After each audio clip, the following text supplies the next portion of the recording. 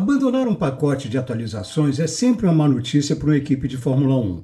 No entanto, a decisão da Ferrari de remover sua última atualização de assoalho e sidepod durante o Grande Prêmio da Inglaterra mostra que os alarmes estão soando em Maranello. E deveriam soar alto. A Ferrari está sofrendo com um dos principais problemas dos carros de efeito solo, as quicadas ou porpoising, que ocorrem em curvas de alta velocidade. Esse problema piorou desde que o último pacote de atualizações foi implantado, no GP da Espanha, no mês passado. Mas o que preocupa a Ferrari é que Carlos Sainz descreve isso como um problema intrínseco. Porque esse problema ficou tão grande que a Ferrari preferiu abandonar os upgrades do assoalho e das laterais em Silverstone. Não faz muito tempo que a Ferrari SF24 era claramente o segundo melhor carro do ano, a maior ameaça ao Red Bull. Em maio, a Ferrari fez um pequeno progresso com o upgrade introduzido em Imola. Ele tinha modificações nas asas dianteira e traseira, mas as principais mudanças eram na entrada de ar do sidepod e no assoalho. A entrada original do sidepod era mais vertical, e em Imola ela passou a ser mais retangular. Isso criou espaço para melhorar o fluxo de ar na parte dianteira do sidepod e ao redor do carro. A única mudança visível no assoalho era uma pequena entrada de ar na borda dele, mas por baixo havia ajustes maiores que não eram visíveis.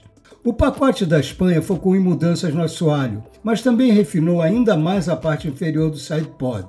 As mudanças no assoalho foram nas cercas, nas bordas, no difusor e no corpo do assoalho, incluindo a redução da altura em sua parte frontal. O engenheiro sênior da Ferrari, Joe Clear, disse que essa atualização havia sido um pouco acelerada, mas estava muito alinhada com a atualização de Imola, seguindo o mesmo caminho de desenvolvimento. Clear descreveu o pacote da Espanha como uma atualização progressiva, com um pouco mais de downforce e um pouco menos de arrasto. Infelizmente, os ganhos de desempenho que a equipe esperava não se realizaram por causa das quicadas em alta velocidade. No entanto, quando a velocidade das curvas era inferior ao limite que gera o porpoising, o carro funcionou como se esperava. É por isso que, em termos de geração de downforce, o chefe da equipe, Fred Vasseur, diz que as novas peças correspondem aos dados do túnel de vento. O problema é que, embora se possa simular o downforce produzido, há outras características que o túnel de vento e o CFD não conseguem detectar. Mas mesmo sem as quicadas, Sainz diz que as curvas de alta velocidade são uma deficiência, e os problemas de quicadas só aumentam o déficit nessas curvas, ou, como ele coloca, tornam a Ferrari aceleradamente lenta nos trechos rápidos.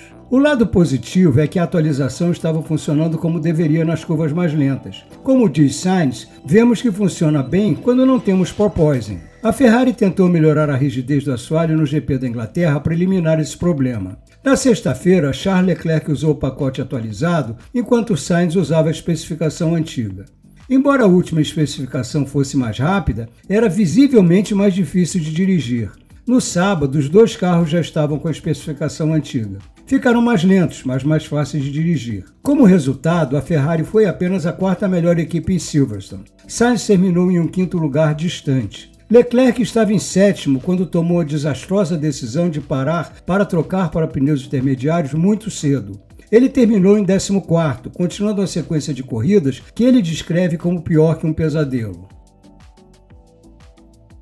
A conversa sobre porpoising surpreenderá quem pensava que este problema tinha sido superado nos primeiros dias de 2022, quando foram introduzidas essas regras. Mas o fato é que elas estão sempre à espreita nesses carros de efeito solo. Os Fórmula 1 atuais são os carros de efeito solo mais avançados já construídos. As equipes estão constantemente superando seus limites. Quanto mais perto se estiver do solo, mais downforce se produz. A dificuldade é saber exatamente até que ponto se pode abaixar o carro sem provocar as quicadas. E elas aparecem nas curvas rápidas porque quanto maior a velocidade do carro, mais downforce é gerada pelo assoalho. À medida que se chega mais perto do chão, a downforce aumenta exponencialmente. Mas há um ponto em que a proximidade com o solo excede a capacidade do assoalho de lidar com o fluxo de ar e ocorre uma falha aerodinâmica chamada estolagem. Ela zera a downforce e o carro sobe, o que faz a estolagem sumir e traz de volta a downforce, que aumenta novamente até atingir mais uma vez o ponto de estolagem. É isso que causa as quicadas. Essas quicadas também podem ser vistas nas retas. A Ferrari tem um pouco disso.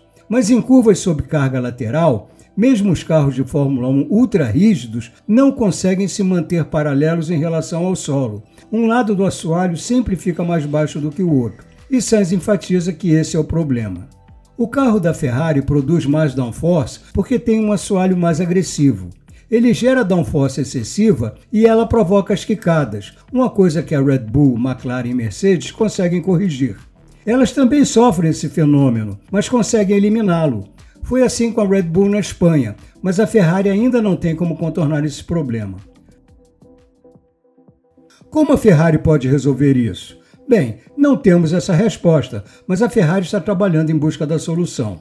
A equipe ainda não confirmou, mas esse upgrade problemático também deve ser usado na Hungria.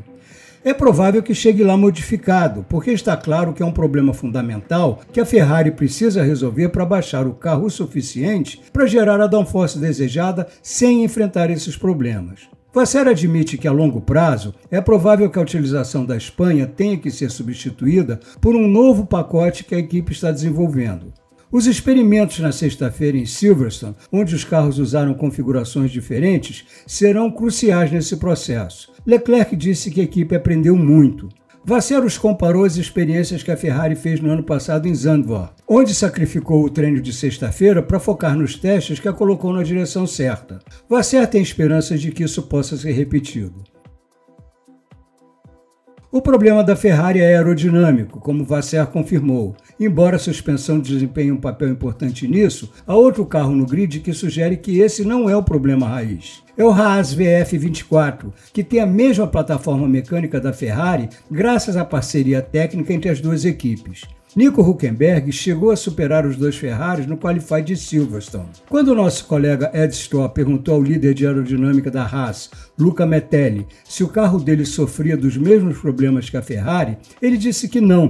As quicadas não foram um problema para a equipe em 2024. A Haas também usa o túnel de vento da Ferrari, o que significa que não é um problema de hardware que está fazendo a diferença. E mesmo que seja provável que a Haas não esteja buscando downforce tão agressivamente quanto a Ferrari, e por isso possa ter um carro que dê mais confiança ao piloto, isso preocupa Maranello. A Ferrari tem mais downforce em sua especificação atual, mas ela causa outros problemas. Além de prejudicar o desempenho, o porpoising também desgasta os pneus mais rapidamente. O problema é que a solução pode não ser rápida.